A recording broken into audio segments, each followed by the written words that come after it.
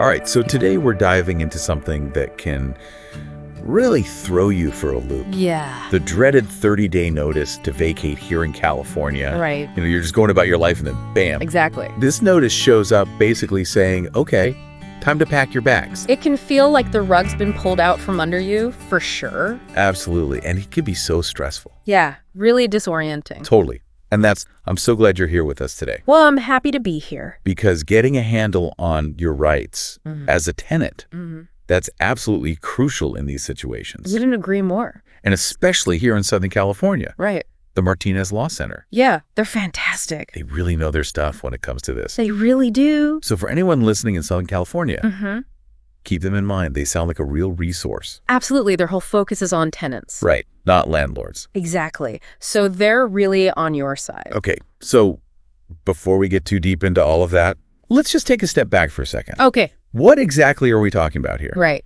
What is a 30-day notice to vacate? So basically, it's a formal written notice from your landlord, and it's basically their way of saying they want to end your tenancy. Got it. It's like a legal heads up, and you usually see it with month-to-month agreements. Okay. Or when a fixed-term lease is ending. Right. And they're not planning on renewing it. Gotcha. So it's not the eviction itself. No, not yet. Okay. But it's a step the landlord has to take. Right. It's like the warning shot.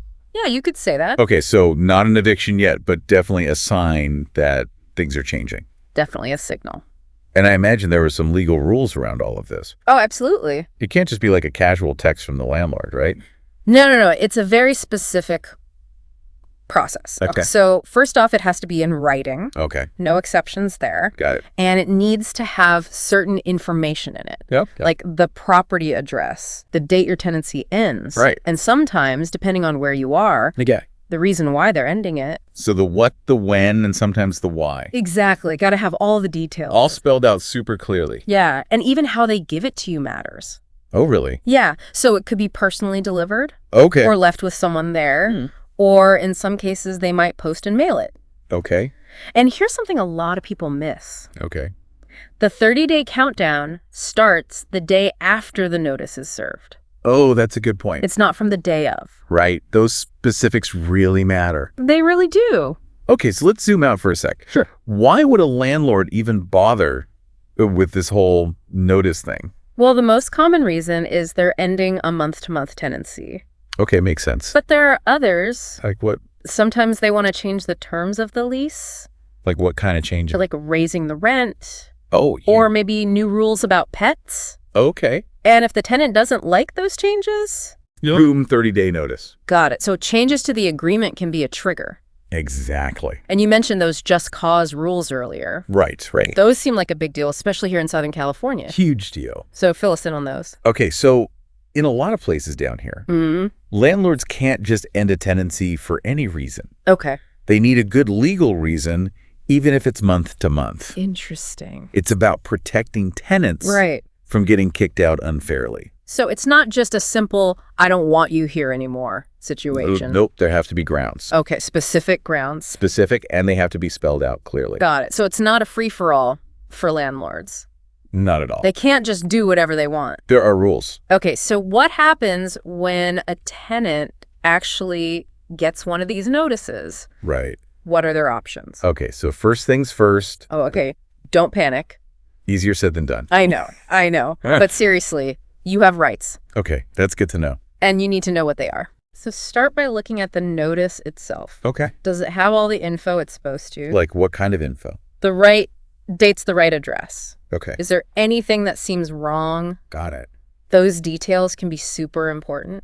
So paying attention to those details is key. Absolutely. And keep records of everything. Okay. Any emails, letters, notes from phone calls. Oh, wow. So a real paper trail. You got it. Because if things get complicated, you'll want that proof. Okay, so let's say a tenant wants to try and stay in their home. Right. Is there any room for negotiation here? Often there is. Really? Yeah, talking to your landlord directly is almost always worth a shot. Okay. There might be misunderstanding, or you might be able to fix whatever led to the notice. So it's not always about fighting? Nope. Sometimes it's about finding a solution together. Okay, communication is key. Absolutely. But if talking doesn't work, you have the right to challenge it legally. Oh, really? Yeah, if something seems off or unfair, or you think your rights are being violated. Okay. Don't hesitate to get legal advice. And that's where those free legal resources come in. Yeah, like the Martinez Law Center. Exactly. They can help you understand your options. That's good to know. Yeah, and help you navigate the whole legal process. Phew, because that can feel overwhelming. It can be, but remember, there's support out there. Okay, so we've been talking about 30-day notices. Yay. But I know there are also 60-day notices. Yes. So when do those come into play? Usually, if you've lived somewhere for more than a year, Yep. they give you more time to find a new place. Right, makes sense. And some local rules might require a 60-day notice, too. Oh, really? Yeah, regardless of how long you've been there. Interesting. So the length of your tenancy matters. It does. Okay, what if someone just ignores the notice? Oh, that's a bad idea. Yeah, what happens then? It doesn't make it go away. Right. It usually means the landlord can start eviction proceedings. Oh, wow. So things get serious. Very serious. It can have lasting consequences. Okay, so burying your head in the sand is not the answer. Nope. Face it head on, know your rights, and get help if you need it. Okay, so be proactive, be informed. Exactly. And even if you think you messed up, don't give up. Okay, there's still hope. Absolutely. There are resources and ways to move forward. I like that. It's about knowing where to look and who to ask for help. Okay, so we've covered what a 30-day notice is, why a landlord might use one, Yeah. and some of the legal stuff involved. Right. But let's get into some real-life examples. I'm ready. Awesome. Let's see how these notices actually play out. Let's do it. Okay, so let's say we have a tenant. Okay. We'll call her Sarah. Okay, Sarah. She's been living in an apartment for about 8 months. Okay. Month-to-month agreement. And suddenly she gets a 30-day notice to vacate. Oh, no. No explanation. Wow. Just the notice. That's got to be a shock. Totally out of the blue. Yeah, talk about a curveball. So is that even legal? Right, because she hasn't even been there a year. Right, and it's month to month. Yeah, so can they just do that? Well, in most of California, probably yes. Yeah, month-to-month agreements give landlords more leeway. Okay, so how does that work? They don't always need a specific reason to end the tenancy. Oh, interesting. As long as they give the right notice. So the proper notice is key. It's super important, and that's why tenants really need to understand Okay. their agreement from the beginning. Right, read that fine print.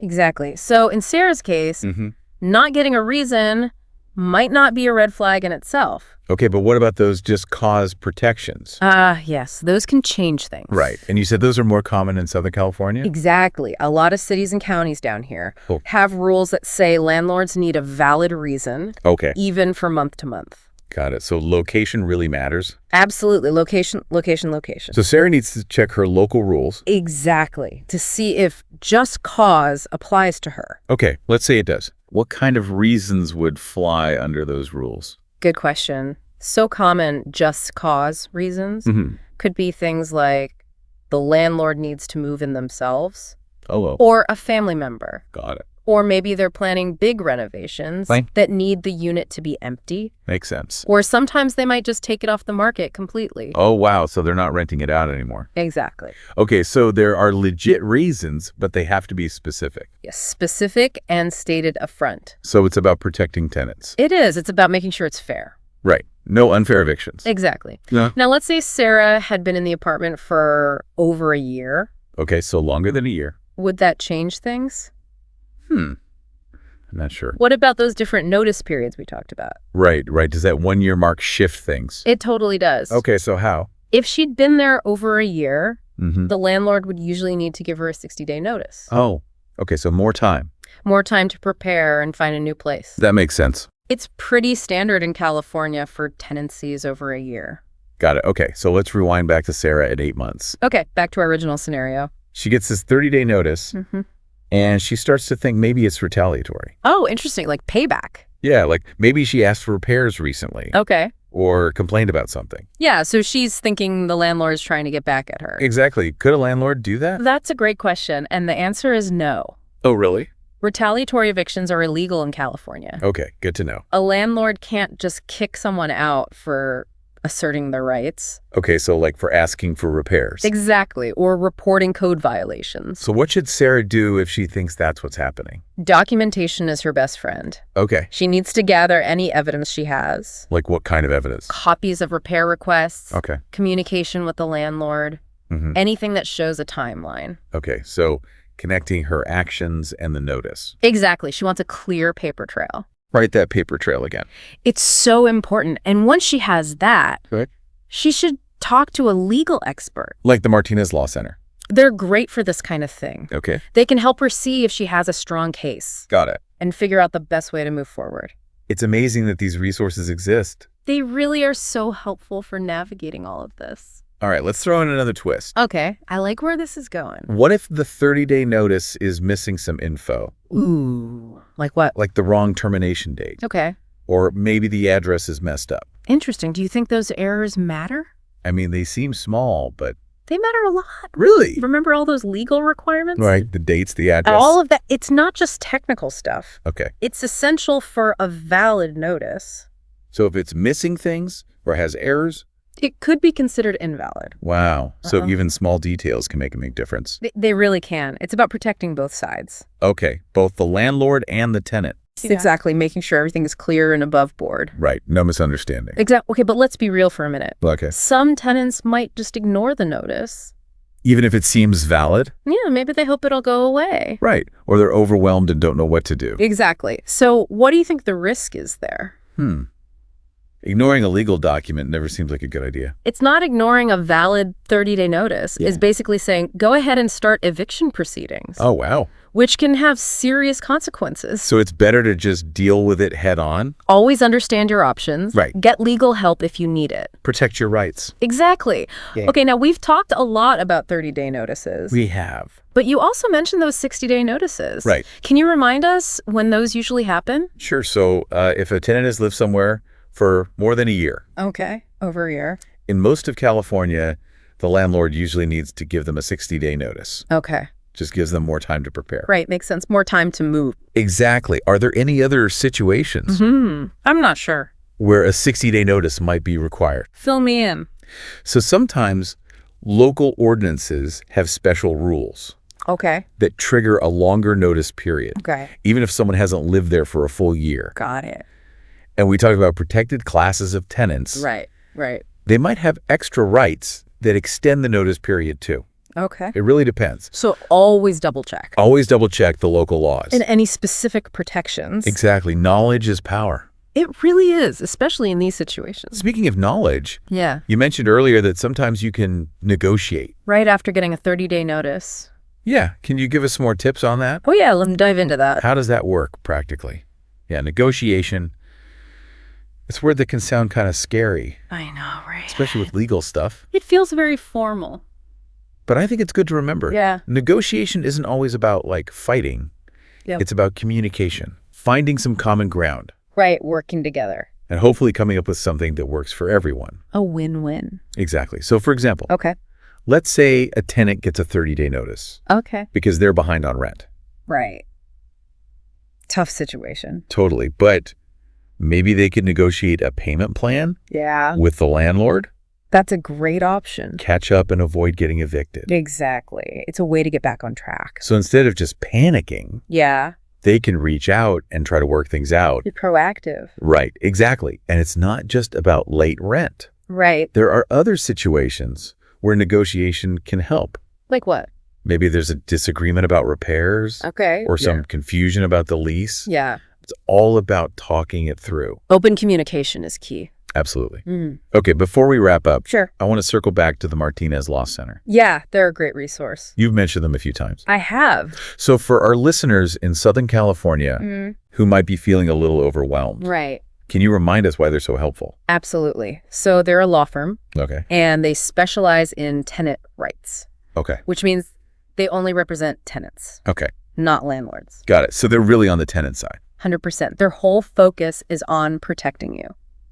in these tricky situations. Exactly. So they can help you understand your rights, Okay. navigate all those legal details. Right, because that can be confusing, It really can. and they can fight for you if needed. Exactly. So they offer a whole range of services They do. to help tenants facing these challenges. They really know what they're doing. And they know the laws here in Southern California, Yeah, they're experts. which is super important.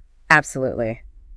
So, yeah, it can feel daunting Totally. dealing with all this legal stuff. Especially if it's your first time. Right. But you don't have to go through it alone. Nope. The Martinez Law Center is there to help.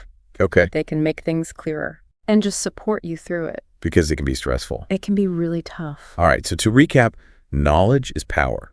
Documentation is key. Absolutely. Communication is essential. Yes. And knowing where to get help That's huge. can make all the difference. It really can. Okay, so we've explored these 30-day notices in California. Oh, wait. We looked at the legal stuff, the reasons behind them, and what tenants can do to protect themselves. Right. But I want to step back here a second. Okay. Look at the bigger picture. The big picture. You know, the relationship between landlords and tenants. Right. It can feel kind of unbalanced sometimes. Yeah, it's a power dynamic for sure. Definitely something to think about. I agree. So we focused on the legal side. Yeah, rules and regulations. But there's also the human side. Right. Landlords and tenants have responsibilities, not just legal ones, but ethical ones too. Yeah, I like that. And with housing costs going up, Yeah, it's tough out there. it's more important than ever to think about fairness Absolutely, and transparency. for everyone involved. It's about finding that balance. The balance. Right, where everyone feels respected and protected. Exactly. It's not easy, No, it's a complex issue. but it's a conversation we need to have. We do, for sure. And it's one that's happening more and more. It is. As we deal with affordable housing and tenant rights, Right. we need to examine these power dynamics Yeah. and find ways to make things more equitable. For everyone. Exactly. All right, well, I think we've given our listeners a lot to chew on. I hope so. We went deep on these 30-day notices, Deep dive. the legal ins and outs, The whole 9 yards. the potential problems, and the resources out there for tenants. Right. But most importantly, What's that? we talked about knowledge, Yes. empowerment, and communication. Couldn't agree more. So hopefully our listeners are feeling a bit more confident now, More prepared. ready to navigate all of this. That's the goal. You remember, you have rights, You do. and there are people who can help you. Don't be afraid to reach out. Okay, that's a great note to end on. I think so. Thanks for joining us, everyone.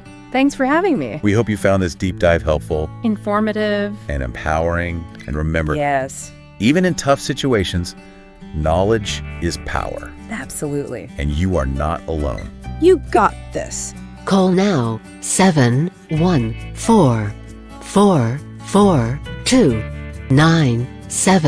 714-442-9741. Thank you.